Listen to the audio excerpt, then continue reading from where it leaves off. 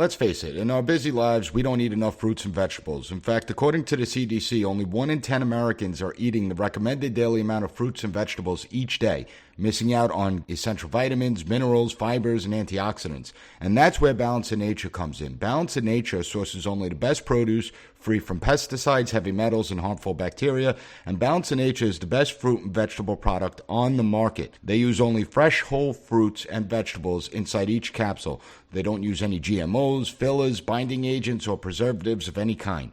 You're getting real food, real science, real nutrition. I would never endorse a product that I don't use myself, and since using Balance in Nature, I feel more alert, I have more energy, my focus is sharper, and I feel great. Live life to the fullest and choose Balance in Nature. And guess what? P.A.S. Report listeners can get 35% off the first preferred order. Start getting the recommended daily amount of fruits and vegetables you need by using code PAS at balanceofnature.com. Welcome to the P.A.S. Report Weekly Roundup Podcast. The P.A.S. Report provides an honest analysis on the critical issues that matter to you without the biased media filters. Here's your host, Professor Nicholas Giordano. What's up, everyone? Welcome to the P.A.S. Report Podcast. This is your host, Nick Giordano, and my goodness, Governor DeSantis' stunt is still reverberating throughout the political world. You have the politicians, the talking heads, the media class, the elites.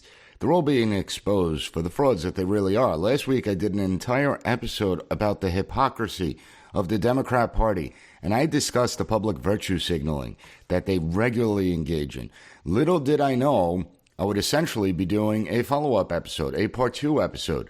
The ruling elite, the politicians, the talking heads, they're so predictable that it's almost becoming boring at this point. But I have to laugh because these people have no sense of self-awareness whatsoever. They're all screaming that Governor DeSantis and Governor Abbott are using migrants as political props, that this is all political theater.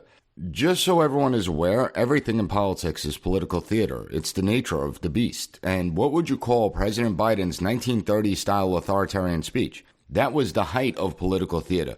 Giving a speech at Independence Hall to the red lights, to the Marines in the background, and accusing nearly 50% of the country of being fascist and domestic terrorists, threat to democracy, a threat to the republic.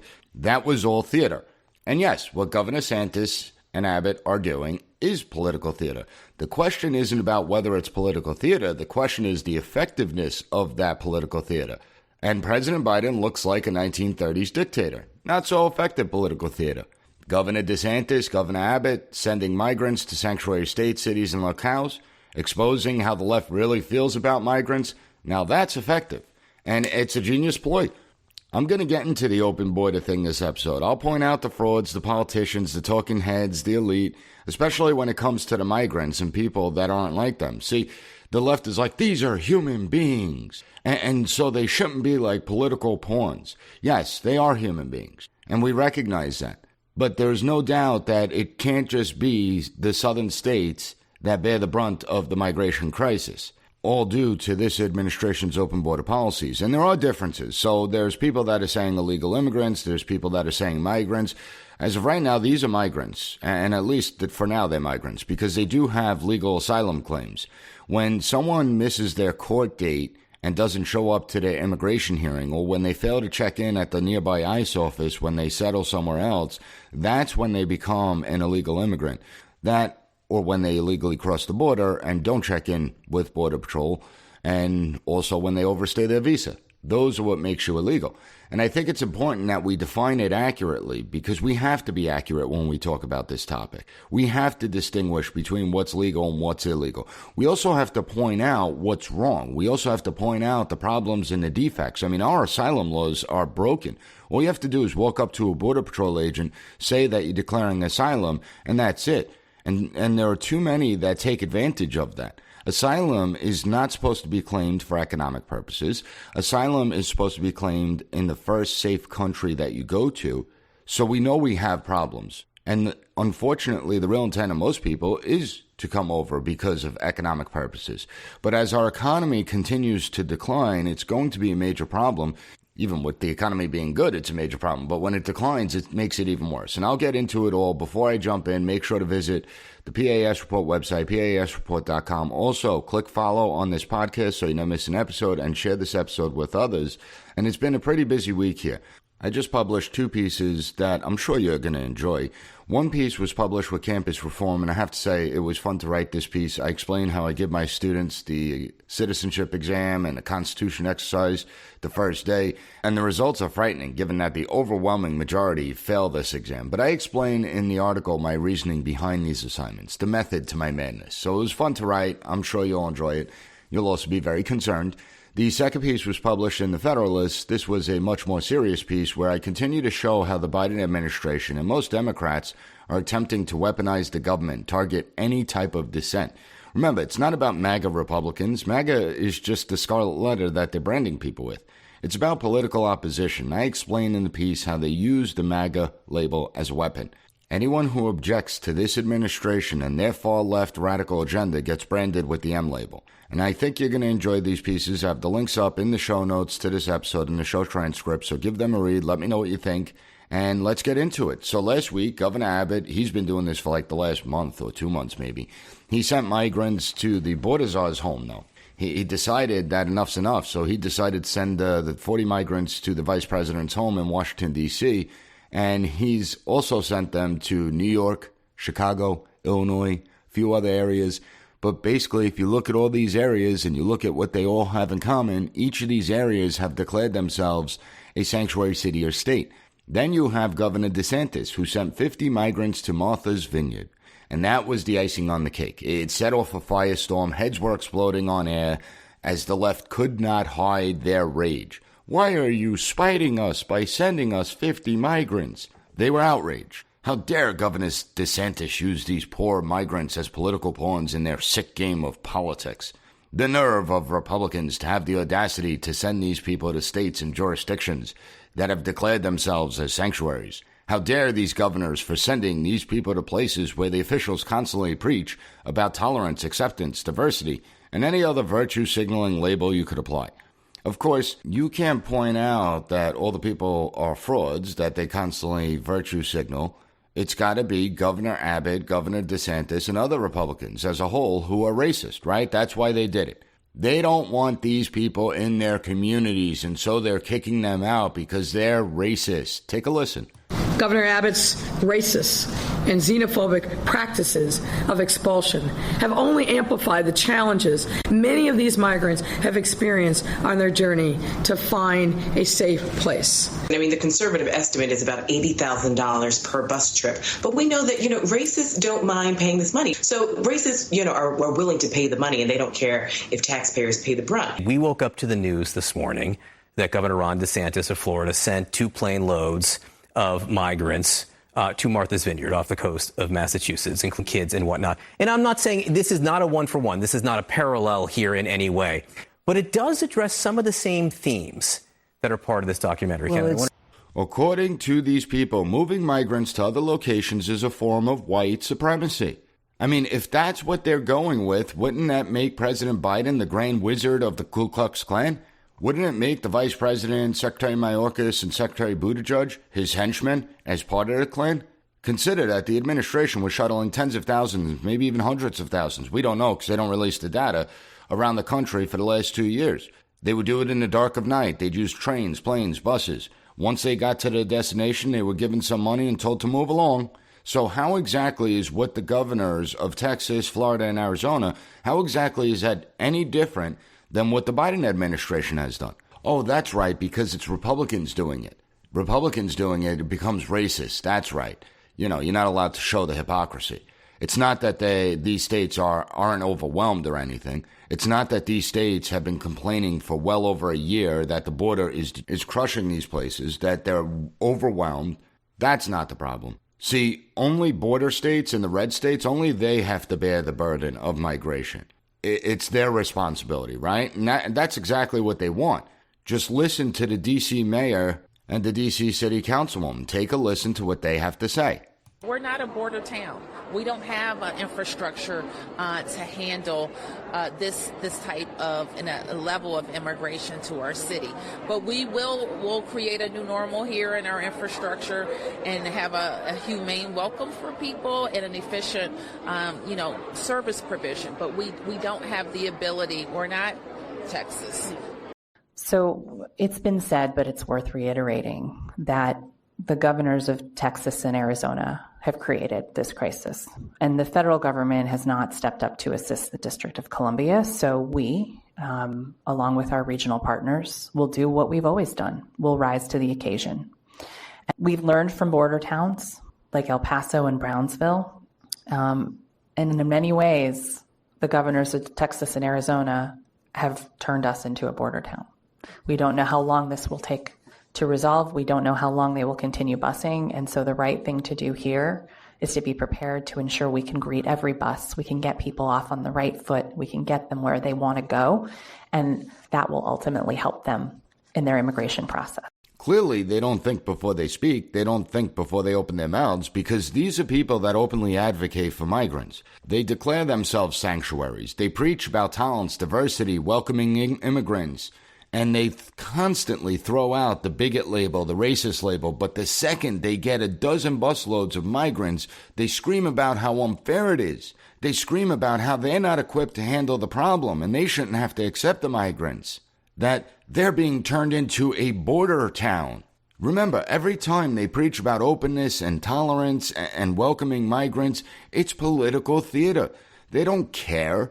It goes back to what I said last week. It is much easier to preach and virtue signal without having to back up your words with actions, without having to sacrifice in any way. And this brings me to Martha's Vineyard, where the Biden administration, the Democrats, and the press had a complete meltdown over 50 or 53 migrants being sent their way. Consider that the average household income throughout the United States is about $67,000 a year, and that's falling and will fall even further because of the Biden economy. Once the full impact of the economic storm is felt, it's going to get nasty. But now let's take a look at Martha's Vineyard, where the average household income is $133,000, just about double of the average American, just about double the entirety of the United States. The average home price in the United States is about $428,000. The average home price on Martha's Vineyard, a whopping $1 million. You have Martha's Vineyard as one of the top tourist destinations for the wealthy elite. Off the coast of Cape Cod, Martha's Vineyard is known for its pristine beaches, breathtaking ocean views, and historic towns just waiting to be explored. This beautiful island has something for everyone. Now, doesn't that sound like a nice place? I mean, you would think the public virtue signalers would be welcoming of these migrants. You know, Texas, Arizona, other states, they've had to absorb tens of thousands, in some cases hundreds of thousands of migrants. But Martha's Vineyard, you would think, would have no problem absorbing 50 people. And according to the Martha's Vineyard's website, there are more than 80 lodging options on the island. Plenty of hotels, plenty of motels. Also, take into consideration that this is now the off-season on Martha's Vineyard, so there's plenty of space to house these migrants. Plenty of space. How many people own properties on Martha's Vineyard that have Airbnbs going on? Why can't these people lend their homes to these migrants? You would think, with all eyes on the island, there would have been just a little self-awareness, especially considering that they constantly lecture everyone else on how to live their lives, on how to be a better person, how not to be a racist, how not to be a bigot. So let's take a listen to the talking heads, the ones that constantly preach about white privilege. Let's take a listen to their reaction of Governor DeSantis sending 50 migrants to Martha's Vineyard. This is so cruel and so unnecessary, so uncalled for, and so brazen. It shocks the conscience of any fair-minded human being. This tactic by supposedly Christian right politicians like DeSantis, Arizona's Doug Ducey, and Greg Abbott of Texas is about as unchristian as it gets. Stephanie, that is not a political stunt. That is an act of evil, and it is an act of evil being done by evil men. Some politicians would rather not only have an issue, but exacerbate it to the extent of literally human trafficking, as you said. And sending them to destinations because you want to own in a country Look, here is short Ron DeSantis and, frankly, Greg Abbott and Doug Ducey. We hate immigrants. Get the F out, and we will help you get the F out. In one MSNBC post on Twitter, they referred to migrants as just taking out the trash. That Governor DeSantis just took out the trash and dropped them off wherever. I mean, my goodness, they are so angry. They are so emotional. When you take a step back and listen to these people, they're hysterical. It's cruel to send them to Martha's Vineyard, where the overwhelming majority of Americans will never be able to afford and set foot on that island. It shocks the conscience. It's unchristian to send migrants to a wealthy elite community. No. We must send them to communities that are already suffering. It's not a political stunt. It's an act of evil. And I love how they bring up what's Christian and unchristian-like behavior as they constantly denigrate people with faith. It's evil to send migrants to one of the most exclusive communities in the United States. That's so evil.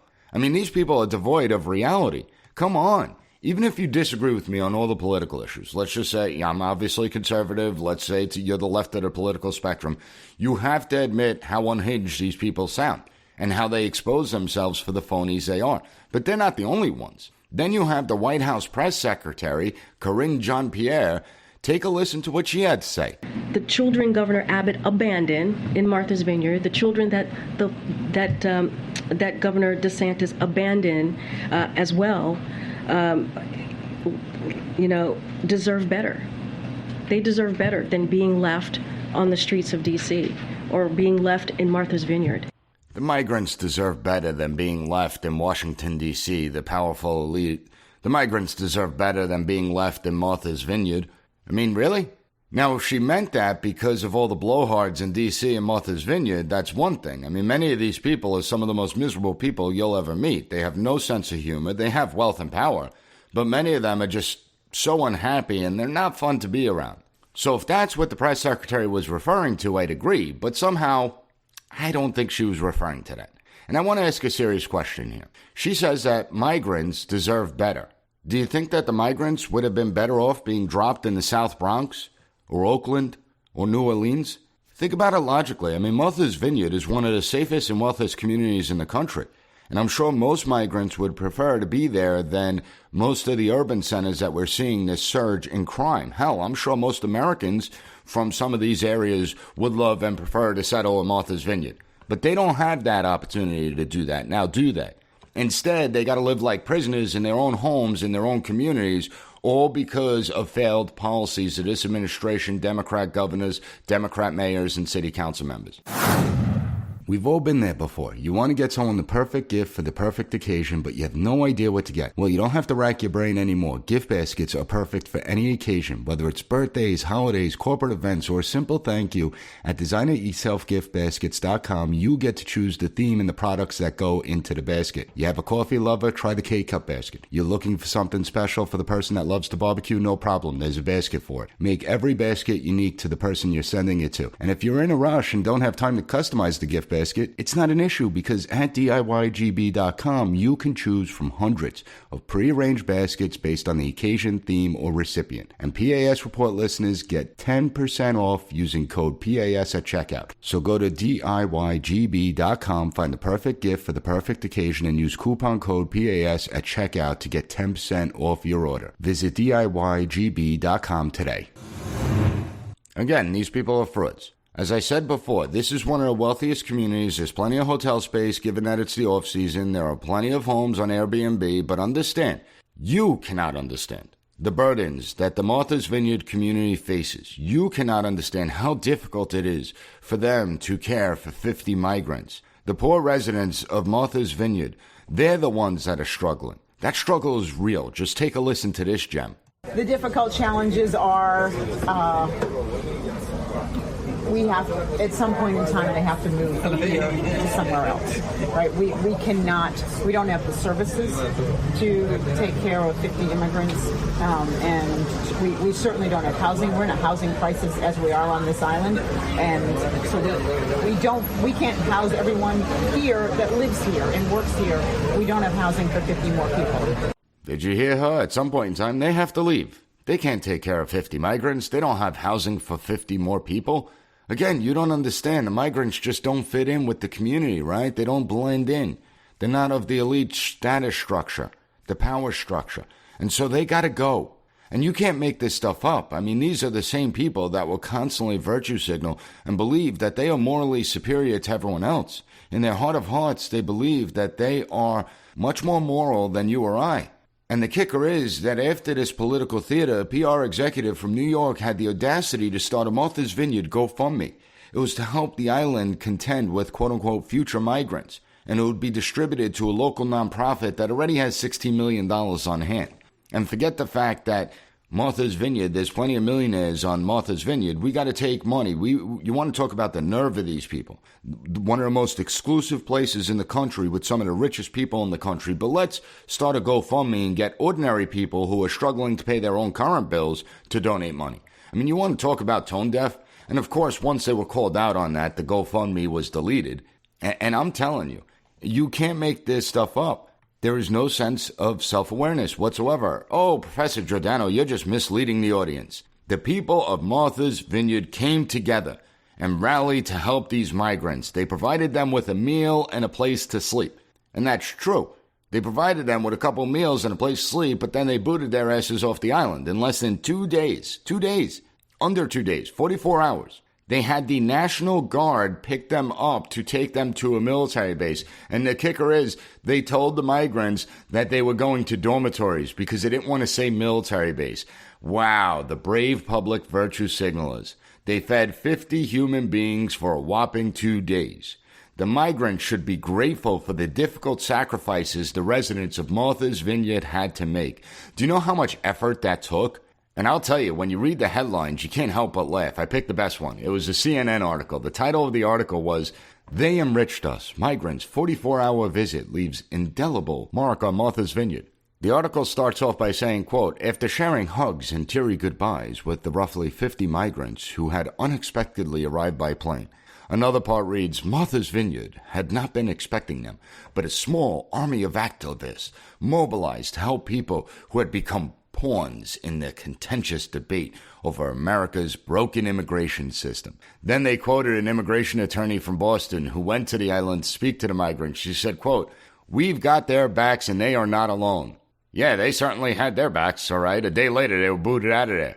Another person stated, quote, "We're used to dealing with people in need and we're super happy, like they enriched us. We're happy to help them on their journey," end quote. They are so brave. As long as the journey doesn't end with them staying in Martha's Vineyard, it's all good. These people are so smug. And just imagine how they're patting themselves on the back for the 44 hours that they dealt with the migrants. I could only imagine how they are explaining this ordeal to their friends. And I will guarantee you that when they are talking about the plight of these migrants, how much do you want to bet that the story always revolves around themselves? Not about the migrants, but themselves. How much do you want to bet that they use the word "I" far more than any other word when they are recounting how wonderful they are because they took care of people, because they made a plate of food for people? And this proves that they're not racist. This proves that they're not bigots. But the lady in the clip I played a little while ago, she did say something that was very revealing. She said, "We don't have social services here." And isn't that the point? Why don't they have social service offices? In fact, why doesn't any wealthy elite community have social services offices that can help migrants resettle in those communities? And the answer is simple and obvious. It's because they don't want these people in their communities. While they preach and publicly virtue signal, they are some of the most closed-minded and judgmental people you can find. Unfortunately, the already struggling communities, they're the ones that have to bear the challenges. And it's sad. Here's the amazing part. You know, the Democrats, the public virtue signalers, they constantly preach they're advocates for minority communities. They claim they are advocates for women. They claim they are advocates for the lowest socioeconomic communities. But they're not. They're not. They're frauds. I constantly talk about how disadvantaged communities are being taken advantage of. I constantly talk about the policies that are harming disadvantaged communities. I talk about the crumbling infrastructure. I talk about the failing schools. I talk about the crime. Do I think I'm a good person for doing so? No, I'm just stating the obvious. I don't need to pat myself on the back. I'm not doing anything good. I'm just stating the obvious. And I also find it interesting how many of us will call out this nonsense, right? We're constantly talking about the nonsense and what's going on in the struggling communities, how the struggling communities need help. We talk about the harm being done to these communities. We stand up for these communities because we feel they're our fellow people, our fellow Americans. And guess what? People like us, we're well aware that most people in these communities would never vote for a conservative. But we still will consistently stand up for them because it's more important than any vote. And I do hope that people in these communities do open their eyes at some point and recognize that the ones they consistently vote for are the same ones who are imposing policies that are harming these communities, not helping, harming. Then you have those idiots that are calling for charging Governor DeSantis with human trafficking. People like the pathetic governor of California, Gavin Newsom. These people aren't that bright. They are pretty dumb. While sending migrants to sanctuary state cities and locales may be political theater, and I'm not denying that, it is not a criminal act. To be charged with human trafficking, there must be evidence that you seek to exploit a person, either for labor, services, sex acts. Others want DeSantis to be charged with kidnapping. They're like, under Title 8 U.S. Code 1324, there is a prohibition of transporting migrants. Again, this is a fail. That's about human smuggling. It has nothing to do with sovereign states transporting migrants voluntarily to other states at no cost to the migrant. The lack of self-awareness is astonishing. And they don't see how baseless the accusations are. But let's just say, hypothetically speaking, let's just say they could target Governor DeSantis, Governor Abbott, Governor Ducey of Arizona. Let's say they could charge them with something. Well, then what about the Biden administration? I mean, these Republican governors have sent nearly 13,000 migrants to blue jurisdictions throughout the country. Just so you're aware, we just set a record with over 2 million border encounters on the southern border. People that turn themselves over to Border Patrol. And this does not include the number of illegal immigrants who successfully evaded Border Patrol that we don't know about. Oh, but you're misleading the audience, Professor Giordano. Not all those 2 million border encounters resulted in migrants staying. Many were turned back at the border. Okay, well, let's look at the New York Times. Now, we could all agree that the New York Times is not a right-wing publication. It's not like some bastion of conservatives. They estimate that the administration has allowed more than 1 million migrants to stay in the United States. And even that's not a firm number. It's an estimate that the New York Times did using Department of Homeland Security data and court filings. Now, you could bet that if the New York Times says it's 1 million, it's probably closer to 1.5 million. But let's just use the New York Times number. So the Biden administration is trafficking people all over the United States. The three governors combined have sent migrants, 13,000 migrants. That represents 1.3% of the 1 million people that the New York Times says got to stay here in the United States. When the Biden administration, they ship them off, it's tens of thousands, maybe even 100,000 migrants all over the country. No notice given to the states. They drop them off. We don't even know the exact number because the administration won't release it, but they'll drop them off in the dark of night. And it would be nice if we had a press and a Congress that demanded accountability and transparency, because we should know. And he isn't the first president to do this. So it's not all on Biden's shoulders. A lot of it is because it's his open border policy. But this has been happening over the last several administrations, sending migrants in the dark of night to all these different jurisdictions without informing the states or the local governments. So it's okay when the Biden administration does it. But when Republicans do it, it's unacceptable. It's racist. It's evil. It's cruel. And just so you're aware again, we spent $20.4 billion on migrants being released into the United States. That dollar amount is increasing exponentially because we are a humane society. So if there's children, we give the children education. We give the children health care. There are food stamps. There are other subsidies. So we have this welfare state that creates a magnet for people to come over. We have an open border. It's unsustainable. And I want everyone to remind me again, what was the supposed cost of the border wall? Oh, yeah, we couldn't do it because it was too expensive, right? It was a waste of money. Amazingly, after the Martha's Vineyard political theater, the Biden administration convened a meeting with cabinet heads and White House officials to discuss litigation options against the Republican governors. Imagine that. Isn't it amazing how quickly they can convene a meeting and respond in order to target Republican governors? But when it comes to actual crises, they do nothing. When it comes to political opponents, they move with lightning speed. We should ask how many meetings were convened with cabinet heads and White House officials to stop the unending flow of migrants coming into the country. How many meetings have been convened to discuss the fentanyl epidemic and how it's killing Americans? Over 100,000 people died last year. Not all from fentanyl, but the overwhelming majority was from fentanyl. how fentanyl is destroying families. I don't know, call me crazy, but maybe instead of targeting political opponents, maybe our border czar should just go down to the border. Maybe they should tackle the issues that have real consequences, life and death consequences. I'm just saying, not only should they go down to the border, they should actually take the journey themselves. I mean, when we look at it, we should send every policymaker to do the journey that these migrants take. Maybe then they'll realize the rape trees are real. They'll see the migrant deaths that take place, the murders, the human trafficking, drug trafficking. See, if they had to do the journey themselves, perhaps they would have a different perspective. And perhaps we could stop the political theatrics, put an end to the open border. That sounds like a good idea to me. I doubt they'll take me up on it. But as I said in the beginning, everything in politics is political theater. This is no different. The question will always be if it was effective political theater. And the answer is yes. The Republican governors have exposed the public virtue signalers for the frauds they are, because it's easy to preach. But when they were forced to live by what they preach, it took less than 2 days to kick them out. They revealed their true colors. Unfortunately, there are too many people like that in the United States that will constantly preach and dictate to everyone else how they should live their lives, but they don't take the same and do the same thing. The whole incident was revealing. For the last 9 years, I've said that when we are resettling migrants, they should always go to the zip codes that have the resources and infrastructure to take care of them, not the struggling cities where crime is rampant. I mean, imagine being a migrant. You escape your country because of the violence and the political corruption that's coming, and you settle here and you end up in Baltimore, Chicago.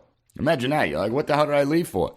So why do we keep on burdening communities that are already having major problems? They can't deal with the issues they already have. And the same holds true for things like bail reform. You want bail reform? Fine, I'll give you bail reform. Then build halfway houses in all the elite communities. And those that are released without bail, they have to stay in the elite communities until their trial. Enough with burdening those who are affected by the virtue signaling policies until that you are ready to walk the walk. Just keep your mouth shut. It really is that simple. Now, I hope you found the content of this episode informative. We need to get people to realize what's going on here. Share this episode with others. I always appreciate that. And if you like what you hear, don't forget to give the P.A.S. Report a 5-star rating on Apple Podcasts. Take 30 seconds to write a review. I want to thank you for joining me, and I'll be back on Monday with another great episode of the P.A.S. Report podcast. Thank you for listening to the P.A.S. Report Weekly Roundup Podcast. Have a good one. Bye. Be sure to rate, share, and subscribe to the podcast so you'll never miss an episode. Also, visit PASreport.com and follow us on Twitter at PAS Report.